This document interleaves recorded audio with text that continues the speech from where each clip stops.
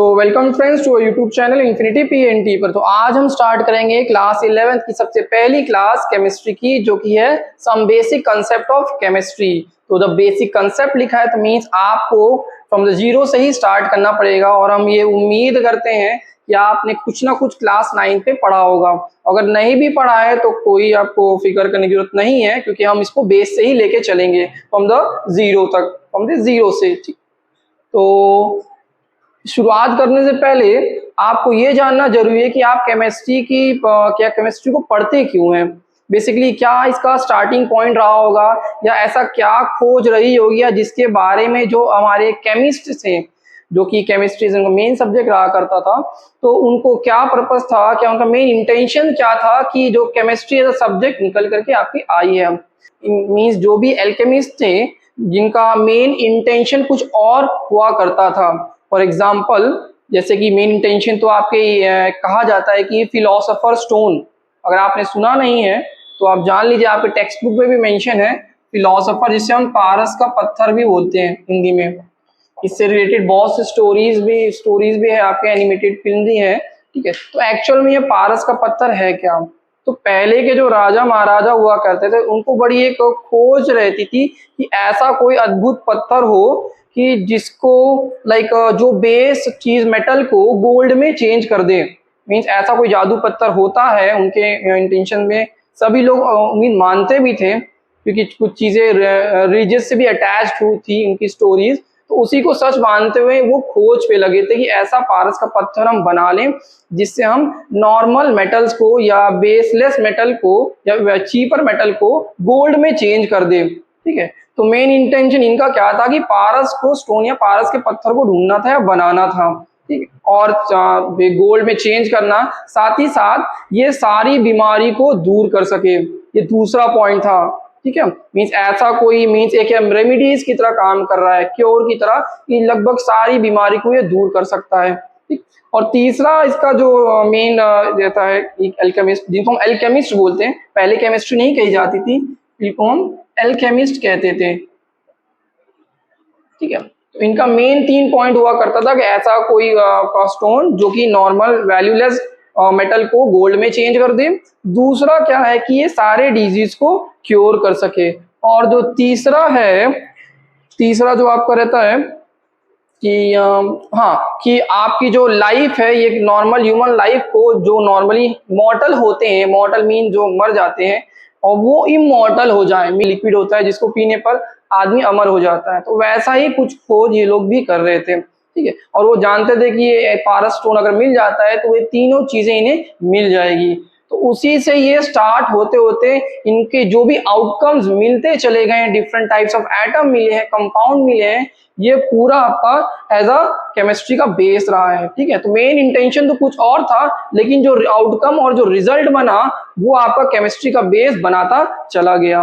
और फिर बाद में एटोकेमिस्ट्री भी आई है, जो कि उसका बेस भी यही था कि उनको भी ऐसा ही स्टोन ढूंढना था जो चीप मेटल को गोल्ड में कन्वर्ट कर दे। ठीक है, तो इसलिए ये स्टोरी आपको जाननी बहुत जरूरी थी कि एक्चुअल में हम केमिस्ट्री पढ़े क्यों हैं, ये ओरिजिनेट कहाँ से करी है, क्या पर्पस था। पर्पस तो कुछ और था, लेकिन हमने जो एक्सट्रैक्ट किया, जो आउटकम मिले, वो हमारा केमिस्ट्री का बेस पूरा बनाता चला गया। ठीक है, तो जैसे हम पढ़ते हैं कि केमिस्ट्री एक्चुअल में है क्या। It is defined as a branch of science which deal with the study of structure, composition and properties of the matter and change which the matter undergoes. तो मैटर का स्ट्रक्चर क्या है, उसका composition क्या है, किस एटम से बना हुआ है, ठीक है, उसका एक मॉलिक्यूल का केमिकल फॉर्मूला क्या है, ठीक, और वो कौन से मैटर या किस स्टेट में चेंज हो सकता है। ठीक, मीन्स अगर उस मैटर को आप कोई चीज करोगे, हीट करोगे, जैसे आप क्लास 10th में पढ़ा आपने कि हम डिकम्पोजिशन रिएक्शन से कंपाउंड को चेंज करते हैं, थर्मल डिकम्पोजिशन, इलेक्ट्रोलाइटिक डिकम्पोजिशन से कंपाउंड चेंज हो जाते हैं, नया कंपाउंड बनता है। ठीक, तो उस चेंज के बारे में हम पढ़ते हैं, किसी भी कंपाउंड या केमिकल मैटर के बारे में। And undergoes under different condition and the laws, और अलग अलग कंडीशन लगती है। किसी को आप इलेक्ट्रिसिटी देकर के डिकम्पोज कर सकते हो, किसी को सिंपली हीट करके आप डिकम्पोज कर सकते हो। ठीक, तो वो सब चीजें आपने क्लास 10 में पढ़ा है। और ये जो केमिकल रिएक्शन हो रहे हैं, ये रैंडमली कोई नहीं, रैंडम तरीके से हो रही है, ये फिक्स लॉ के अकॉर्डिंग होते हैं। ठीक है, जिनमें से एक लॉ आपने पढ़ा है, law of conservation of mass, जहां पे आप इक्वेशन को बैलेंस करते हो, है ना, एक कोएफिशिएंट लगा करके आपने बैलेंस करना सीखा है। ठीक, तो और भी दो टोटल 5 लॉज होते हैं जो कि आप इस क्लास फर्स्ट चैप्टर फर्स्ट में आप पढ़ेंगे। तो एक तो आपने मुझे पढ़ा है और बाकी 4 आप और पढ़ेंगे। ठीक है, तो इन्हीं 5 लॉ ऑफ केमिकल रिएक्शन के हिसाब से आपके केमिकल रिएक्शन होते हैं। ठीक है, तो ये था आपका डेफिनेशन व्हाट इज केमिस्ट्री। ठीक है, तो देखिए इंपॉर्टेंस फिर आता है, importance and scope of chemistry. देखिए नोट्स आप बनाते चलिए, ये भी हम फिर बता दे रहे हैं कि मोस्टली लोग कमेंट पूछ लेते हैं नोट्स के बारे में, तो नोट्स आपका यही होगा। ठीक है, और जितना हम लिखा देंगे उतना सफिशिएंट होगा। ये एनसीईआरटी का भी एक्सट्रैक्ट है, ठीक है, और आपका इसमें रिफ्रेशर का भी एक्सट्रैक्ट है। तो हम कंबाइंड चीजें बताते हैं, ऐसा नहीं कि आपको क्वेश्चन पूछ लिया गया और वो हमने बताया ना हो। ठीक, तो चलिए स्टार्ट करते हैं फिर importance and scope of chemistry.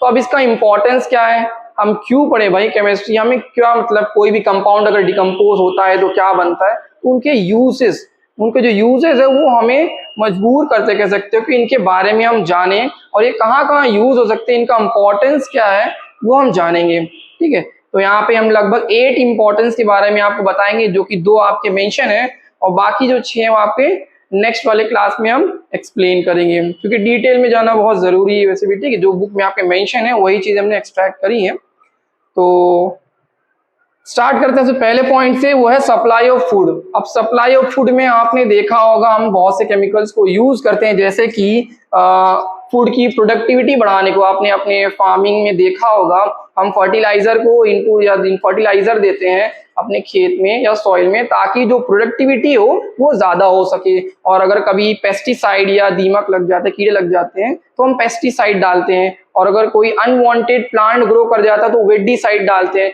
ठीक है, तो बहुत से केमिकल्स हैं जो अलग अलग पर्पस के लिए होते हैं, insecticide for the insect, pesticide for the rodent, जो चूहे होते हैं जंगली उनको किल करने के लिए, और जो होता है आपका वेडिसाइड जो अनवांटेड प्लांट जो ग्रो कर जाते हैं सेम डिजाइन स्ट्रक्चर के, उनको ग्रो ना करने के लिए उनमें हम वेडिसाइड्स डालते हैं। ठीक, और फर्टिलाइजर हम जैसे कि यहाँ कुछ 2 नाम हमने मेंशन किया है, sodium nitrate and ammonium sulphate. ये 2 केमिकल्स ऐसे हैं जो फर्टिलाइजर जिसे हम कहते हैं, जो सॉइल में या ग्रोथ में काफी इंपॉर्टेंस या यूज होते हैं ताकि हम प्रोडक्टिविटी को बढ़ा सके। ठीक, नेक्स्ट है आपका यूज ऑफ प्रिजर्वेटिव्स। हम प्रिजर्वेटिव्स को भी यूज करते हैं, जैसे कि आपने देखा होगा जो मीट जो खाने वाले होते हैं अगर बहुत ज्यादा स्टोरेज हो जाता है तो उसको हम सॉल्ट लगा करके फ्रीजर में रखते हैं ताकि जो उस बॉडी से जो वाटर निकले, क्योंकि ऑलमोस्ट जितने भी लिविंग ऑर्गेनिज्म है सबके अंदर वाटर का परसेंटेज होता है, तो जब वो डेड हो जाते हैं तो वाटर आपका बाहर ऑपरेट करने लग जाता है। ठीक है, तो वो उस वाटर को रिमूव करने के लिए हम सॉल्ट की लेयर लगाते हैं। तो सॉल्ट क्या करता है, हाइग्रोस्कोपिक इन नेचर होता है, वो सॉल्ट को वाटर को एब्जॉर्ब कर लेगा, और जब वाटर ही नहीं रहेगा तो फूड हमारा रेंसिड नहीं होगा, क्योंकि आपने पढ़ा है क्लास 10 में पहले चैप्टर में कि रेंसिड कब होता है फूड, जब वहां पे वाटर और ऑक्सीजन का सोर्स रहता है। तो वाटर तो इसने एब्जॉर्ब कर लिया सॉल्ट ने, और ऊपर एक लेयर लगाया हमने तो ऑक्सीजन का कांटेक्ट भी कम कर दिया, और प्लस टेम्परेचर डाउन भी कर दिया हमने, फ्रिज में डाल दिया या फ्रीज कर दिया, जिसकी वजह से वो जो मीट या जो भी आपका फ्लैश है वो आपका खराब नहीं होता और काफी लंबे समय तक चल पाता है। ठीक है, तो और भी प्रिजर्वेटिव्स हैं, जैसे कि सॉल्ट को हम पिकल्स में डालते हैं। ठीक है, तो पिकल्स में डालने से क्या हो जाएगा, वो प्रिजर्वेटिव्स आपका काफी लंबे समय तक वो चलेगा। उसमें हम आप मस्टर्ड ऑयल भी इनपुट करा देते हैं, वो भी एक प्रिजर्वेटिव की तरह ही होता है। ठीक है, तो अब फ्रूट्स देखा होगा आपने, नॉर्मली अगर आप फ्रूट मार्केट से लाओगे कितने दिन तक फ्रेश रहेगा, बहुत ज्यादा 10 या 12 डेज, उसके बाद वो खराब होने लग जाता है रेफ्रिजरेटर के अंदर भी। तो इस चीज को प्रिजर्व करने के लिए फॉर 6 मंथ या 12 मंथ उसको हम क्या करते हैं, उस जो भी फ्रूट है उसके जो भी जूसेस पार्ट को निकाल करके लिक्विड पार्ट को उसको सॉलिड में कन्वर्ट करते हैं, जिसे हम जैम बोलते हैं, और आपने जैम खाया भी होगा। ठीक है, तो वो क्या है, बेसिकली एक्सट्रैक्ट है उसी फ्रूट से बनाया गया है। तो वो जो फ्रूट जो 12 दिन तक सिर्फ सर्वाइव कर पाता, इसके बाद रैंसिड हो जाता, उसको हमने काफी सालों साल तक प्रिजर्व करके रख लिया ताकि हमें फूड की कमी ना हो, जिसकी वजह से हमारा फूड का जो सप्लाई है वो ज्यादा हो। अच्छा, सप्लाई ऑफ फूड कर ही क्यों रहे हैं, क्योंकि भाई पॉपुलेशन बढ़ रही है, तो उनका स्टैंडर्ड ऑफ लिविंग भी बढ़ रहा है, लोग अच्छा खाना चाहते, पहनना चाहते, जिसके लिए रिसोर्स चाहिए और फूड चाहिए। ठीक है, फूड ज्यादा नहीं होगा तो ये स्टारवेशन से मर जाएंगे, पॉवर्टी से मर जाएंगे। ठीक है, पैसा तो हर चीज नहीं खरीद सकता, फूड होना भी तो चाहिए उतना। ठीक, तो इतनी लार्ज अमाउंट ऑफ पॉपुलेशन को फूड प्रोवाइड करने के लिए हम इस स्टेप को यूज कर रहे हैं। लेकिन ये याद रखिए, ये जो फर्टिलाइजर है ये बल्कि भले ही आपको यहाँ पे लिख दिया इंपॉर्टेंस, लेकिन ये एक स्लो पॉइजन की तरह काम करता है। इसीलिए हम आजकल जो मॉडर्न जो टेक्निक्स है वो ऑर्गेनिक फार्मिंग की तरफ फिर से हम मूव कर रहे हैं। मीन्स जैसे काउडंग को पुट करते सॉइल में, डिकम्पोज करते थे, तब इसको वही तरीका बेस्ट होता है। ठीक है, क्योंकि जो फर्टिलाइजर होता है आपका क्या करता है, वो बहुत ज्यादा ही सॉइल की फर्टिलिटी को गिरा देता है बहुत स्पीड से, जिसकी वजह से आप उसमें कुछ साल या 10 साल बाद फिर वो अनफर्टाइल हो जाता है, बैरन हो जाएगा। ठीक है, अगर ऐसे ही कंटिन्यू चलता रहा।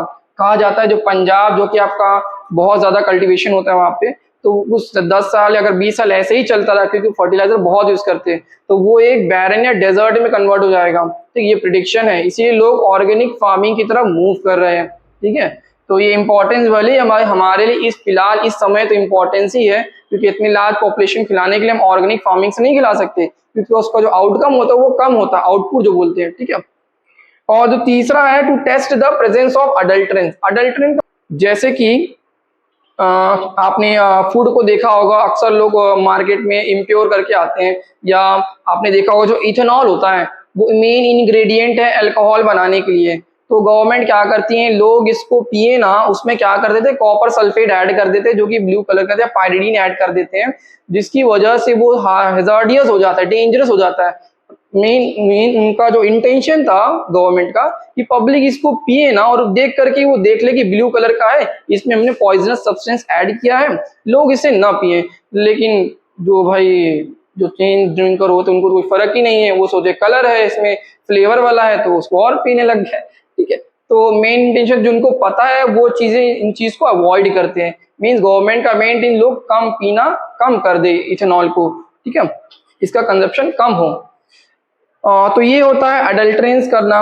और भी होते हैं अडल्ट्रेंस, जैसे कि आपने देखा होगा हनी को हम चेक करते हैं कि वो हनी अडल्ट्रेंस है कि नहीं, इम्प्योर है कि नहीं। ठीक है, अब ये इम्प्योर कैसे हो, देखिए लोग अक्सर प्रॉफिट के लिए चीजों में या जैसे मिल्क में पानी ऐड कर देते, वो भी क्या है, अडल्ट्रेंस ऑफ मिल्क हो गया। ठीक है, तो उसकी प्योरिटी को चेक करने के लिए भी एक लैक्टोमीटर इक्विपमेंट आते हैं, तो आप उसको यूज कर सकते हो। तो और दूसरा है आपका, अगर हनी को चेक करना, तो आप हनी की 2-3 ड्रॉप को वाटर में, जिसमें आपने पानी लिया हो, ठीक है, ग्लास में जिसमें आपने पानी लिया हो, उसमें आप 2-3 ड्रॉप हनी डालिए और उसको थोड़ा सा हल्का सा शेक करें, तो आप देखेंगे आपको उसमें हाइव जैसा स्ट्रक्चर दिखने लग जाएगा और वो मिक्स नहीं होगा। ठीक है, हेक्सागन शेप में आपको उसके बी हाइव जैसे शेप दिखने लग जाए, छत हनी कोम जो बोलते हैं ना, वैसा ही शेप दिखेगा और वो डिजोल्व नहीं होगा। ठीक है, अगर आपका हनी डिजोल्व हो जाता है तो फिर समझ लीजिए वो इम्प्योर है। ठीक है, और भी जैसे आपने देखा होगा लोग एप्पल के ऊपर वैक्स लगा देते हैं ताकि वो शाइन करता रहे कुछ महीनों तक। ठीक है, तो आप उसको स्क्रब करके नाइफ से निकाल सकते हो, देखेंगे वैक्स निकलता होगा। ठीक है, तो वैक्स कुछ नहीं, जो आप मोमबत्ती में वैक्स करते बनाने के लिए वही वैक्स है। ठीक है, तो आप कभी एप्पल आया तो आप देखिए इसको स्क्रब करके, तो वैक्स अच्छा खासा निकलता है। ठीक है, तो ये इसलिए लगाया जाता है ताकि वो थोड़ा शाइन करे, क्योंकि लोग अक्सर मार्केट में जो चीज चमकती है उसी को प्रिफर करते हैं। ठीक, जो दिखता है वही बिकने वाला हिसाब है। दूसरा जो इम्पोर्टेंस है हमारा केमिस्ट्री का, वो है सेविंग द एनवायरनमेंट। तो हाँ, एनवायरनमेंट का सबसे पहले हमें एक रीजन पता करना होगा कि वो कौन से कंपाउंड की वजह से वो इफेक्टेड है, उसके बाद फिर हम उसका सोल्यूशन ढूंढते हैं या उस कंपाउंड का सब्स्टिट्यूट ढूंढते हैं, क्योंकि ऑब्वियसली वो हम ह्यूमंस के इंटरफेरेंस की वजह से ही इम्पैक्ट हुआ है। अगर हम ह्यूमंस अपना जो भी इंटरेक्शन कम कर दें एनवायरनमेंट से, वो ऑटोमेटिकली हील करने की एबिलिटी रखता है। ठीक, तो अगर हम देखें यहाँ पे जैसे मेंशन है कि CFC destroy the ozone layer has been replaced by the less harmful gas। जैसे आप पढ़ते चले आए हो कि chlorofluorocarbon is an harmful gas for the ozone layer. Mean जो क्लोरोफ्लोरोकार्बन जिसे हम CFC भी बोलते हैं, वो हमारे एनवायरनमेंट के लिए हार्मफुल है। कैसे, जैसे कि अगर इसका केमिकल स्ट्रक्चर या फॉर्मूला लिखे तो होता है Cl2F2C होता है, जिसमें 2 फ्लोरीन एटम, 2 क्लोरीन होता है और 1 कार्बन एटम।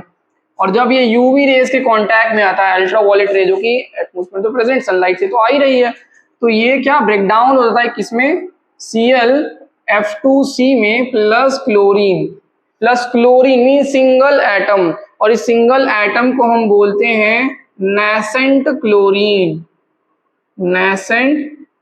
क्लोरीन। और जब भी नेसेंट लग जाता है केमिस्ट्री में, तो नेसेंट का मतलब होता है एक एटम। या form in the beginning state बोला जाता है, शुरुआत में कैसा था, तो शुरुआत में तो एक ही एटम होगा ना, तो इसीलिए हम एटम के आगे जब एक एटम हो तो उसको नाम लिखते हैं नेसेंट क्लोरीन। और अगर आपने 10th को ढंग से पढ़ा होगा तो एक्वा रिजियो आपको याद होगा, जहां पे हम HCl और HNO3 को ऐड करते थे, तो वहां पर भी नेसेंट क्लोरीन बनता था, तो जिसकी वजह से वो जो एक्वा रिजियो है गोल्ड और प्लैटिनम को भी डिसॉल्व कर लेता था, ठीक है, जो कि HCl और HNO3 नाइट्रिक एसिड में प्रेजेंट नहीं हुआ करता था, लेकिन दोनों को मिक्सचर को ऐड करने के बाद जो गोल्डन कलर आता था वही में आपका क्लोरीन की वजह से ही आता था, या वैसे बोली नेसेंट क्लोरीन की वजह से ही आता था। और यही नेसेंट क्लोरीन जो बहुत ज्यादा रिएक्टिव होते हैं, क्योंकि सिंगल एटम रिएक्टिव होते ही हैं, वो तुरंत बॉन्ड बना लेते हैं, या तो डोनेट करके या तो एक्सेप्ट करके, ठीक है। तो ये आपको क्या करेगा, एक्सेप्ट करेगा इलेक्ट्रॉन को, ठीक है। तो यहाँ पे क्या है, ये क्लोरीन नेसेंट क्लोरीन क्या करेगा, ओजोन गैस के साथ रिएक्ट करेगा और क्या बनाएगा, हाइपोक्लोराइड बनाएगा, ClO बनाएगा प्लस O2। ये रिएक्शन होता है, मींस ओजोन गैस को क्लोरीन जो नेसेंट क्लोरीन एटम बनाता है, नेसेंट क्लोरीन बनाता है, उसके साथ रिएक्ट करके हाइपोक्लोराइड बनाया और ऑक्सीजन गैस बनाया, मींस ओजोन है वो ऑक्सीजन में टूट गया। मींस अब जो प्रोटेक्टिव शीट थी हमारे अर्थ के ऊपर जो हमें अल्ट्रावायलेट से प्रोटेक्ट करती थी, अब उसमें क्या हो जाएगा, होल हो जाएगा, क्योंकि ऑक्सीजन या ओजोन गैस हुआ ही नहीं, ठीक है। तो इसी वजह से हमें इस CFC को रोकना पड़ेगा, मींस इसके कंजप्शन को, इसको यूज को रोकना पड़ेगा। अक्सर जो हम रेफ्रिजरेटर्स में इसका यूज है, एरोसल स्प्रे में भी यूज होता है, ठीक है। तो इसको रोकने के लिए या हमारे एनवायरनमेंट को बचाने के लिए हमने केमिस्ट्री जैसे सब्जेक्ट का इंपॉर्टेंस या यूज किया और इसका सब्स्टिट्यूट ढूंढ लिया। अब सब्स्टिट्यूट ढूंढना है, ठीक है, एनवायरनमेंट फ्रेंडली नहीं ढूंढना, नथिंग इज एनवायरनमेंट फ्रेंडली, याद रखिए। इसका कुछ ना कुछ साइड इफेक्ट या बैड इफेक्ट होगा ही, बस ये है कि उनको पता नहीं चलता। पता कब चलता है, जब इम्पैक्ट या हमें उसका आउटकम देखने को मिल जाता है, ठीक है। ये CFC कभी आपकी क्या हुआ करती थी, ये आपकी एनवायरनमेंट फ्रेंडली इसको बोल दिया जाता, तो इसका यूज होने लग गया, ठीक है। तो बाद में पता चला ये हमारे ओजोन को दिक्कत या होल बना दी, उसमें होल क्रिएट कर दे रही है, ठीक। तो उसी चीज को बाद में जब पता चला तो फिर इसको भी यूज स्टॉप कर दिया गया, रोक दिया गया इसके यूज को। अब फिर इसका सब्स्टिट्यूट ढूंढा गया जिसे हम बोलते हैं हाइड्रोफ्लोरोकार्बन HCF, ठीक है, हाइड्रोक्लोरोकार्बन, जिसमें हमने क्लोरीन को ही हटा दिया, मींस क्लोरीन को रिप्लेस कर दिया, क्योंकि क्लोरीन ही तो मेन इंपॉर्टेंस है ना, नेसेंट क्लोरीन बन रहा था। अब इसके कंपाउंड में क्लोरीन है ही नहीं, जिसकी वजह से ये इसके सब्स्टिट्यूट में एज अ लेस क्या है, हार्मफुल है, ठीक, और इसको हम यूज कर रहे हैं। और ये भी यूज किया जाता था हाइड्रोक्लोरोफ्लोरोकार्बन, और ये इजीली ब्रेक डाउन हो जाता था एनवायरनमेंट में, क्योंकि इसमें हाइड्रोजन हुआ करता था और इसमें क्लोरीन नहीं है। लेकिन फिर अभी रिसेंटली 2020 में भी इसे भी बैन कर दिया गया, ठीक है, क्योंकि ये भी इम्पैक्ट कर रहा था, तो क्योंकि क्लोरीन है इसके अंदर तो HCFC को भी बैन कर दीजिए, ठीक, बैन कर दिया 2020 में, रिसेंटली अभी हुआ है 2020 में। और लेकिन अब ये चल रहा है हाइड्रोफ्लोरोकार्बन, क्योंकि इसमें फ्लोरीन ही नहीं है, ठीक है। तो इस तरीके से हम क्या करते हैं, हम अलग अलग केमिकल को सब्स्टिट्यूट करते हैं, लेस हार्मफुल को यूज करते हैं, ताकि हम एनवायरनमेंट को प्रिजर्व कर सके और साथ ही साथ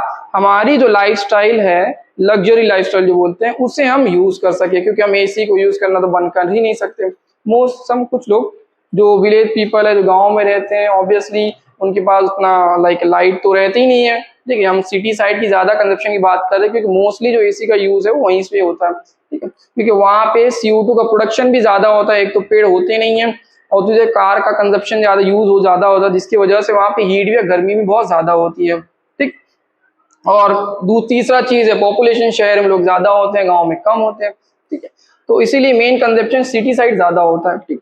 तो ये रहा आपका कुछ यूजेस या इंपॉर्टेंस केमिस्ट्री का, कहाँ हम उसको लगाते हैं, ठीक है। और एक चीज और यहाँ पे, भले ही हमने CFC का सब्स्टिट्यूट ढूंढ लिया, लेकिन इन ग्रीन हाउस गैसेस का भी सब्स्टिट्यूट नहीं मिला, जो है CO2 एंड मीथेन गैस। अब CO2 तो पता ही कौन प्रोड्यूस करता है, हम ह्यूमंस ही प्रोड्यूस करते हैं, कार भी प्रोड्यूस करती हैं, इंडस्ट्रीज भी प्रोड्यूस करती हैं CO2 को, जो कि मेन रीजन है ग्लोबल वार्मिंग का, ठीक है, जिसकी वजह से ये एक ब्लैंकेट क्रिएट कर लेता है हमारे अर्थ सरफेस के, और टेम्परेचर को एब्जॉर्ब कर लेता और रिलीज जल्दी नहीं करता, ठीक है। तो ये एक तरीके क्या है, ग्लोबल वार्मिंग गैस है, और इसका कोई भी आज तक सब्स्टिट्यूट नहीं मिला, लेकिन हम जो एल्केमिस्ट है या केमिस्ट है वो अभी भी इसके सोल्यूशन को ढूंढ रहे हैं, शायद कुछ मिल जाए इसका सब्स्टिट्यूट, ठीक है। तो ये था आपका कुछ इंपॉर्टेंस केमिस्ट्री का, ठीक है, फर्स्ट चैप्टर में थोड़ा सा अब डिटेल हो जाएगा, वो बात की बात है, लेकिन आपको टर्मिनोलॉजीज पता होनी चाहिए, ठीक है। ये थोड़ी रिएक्शंस आपको पता होने चाहिए कि क्लोरोफ्लोरोकार्बन अल्ट्रावायलेट टूट करके नेसेंट क्लोरीन बनाता है, फिर वो O3 ओजोन गैस के साथ रिएक्ट करके O2 बनाता है, ऑक्सीजन गैस एंड हाइपोक्लोराइड बनाता है, ठीक है। और फिर केमिस्ट्री एक्चुअल में सब्जेक्ट आया कहाँ से, क्या इंटेंशन था, ठीक। मेन वही पारस का फिलोसोफर स्टोन या पारस का पत्थर, इनका मेन इंटेंशन कुछ और था, उनको लाइक इमॉर्टल बनना था, अनंत काल तक जीना, या कुछ ऐसा स्टोन जो चीपर मेटल को गोल्ड में चेंज कर दे, मेन इंटेंशन वो था। और उसका जो भी आउटकम वो मिलता चला गया, वो पूरा केमिस्ट्री का बेस बनता चला गया।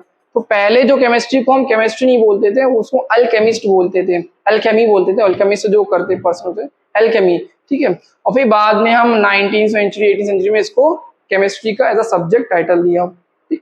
तो this all for the today's class, thank you. और हमारे नेक्स्ट क्लास में हम और भी 6 जो इंपॉर्टेंस होंगे उसे एक्सप्लेन करेंगे, ठीक। अगर आपको फिर भी कोई डाउट है तो आप हमें कमेंट सेक्शन में पूछ सकते हैं। और नोट्स की बात, नोट्स आपका यही होगा, ठीक है। न्यूमेरिकल्स भी यहीं पे कराएंगे, ठीक है। तो और होमवर्क्स भी हम आपको देंगे। ऑब्वियसली क्लास 10th नहीं है कि ये 20 मिनट्स में हो जाएगा, मुश्किल से आपका हाफ एन आवर तो ये जाएगा ही, हर दिन का हाफ एन आवर, ठीक है। क्योंकि इसका जो सब्जेक्ट है थोड़ा वाइड है, क्लास 11, ठीक है। आप इसको 9th और 10th से बिल्कुल मत कंपेयर करिए। आपने क्या 10 9 पे 10th किया वो सब आप भूल जाइए। अब आप अपनी चीज़ों या अपने नॉलेज को थोड़ा एनहेंस करिए, जानिए और चीज़ों को याद करने की कोशिश करिए, ठीक है। So this all for the today's class, thank you.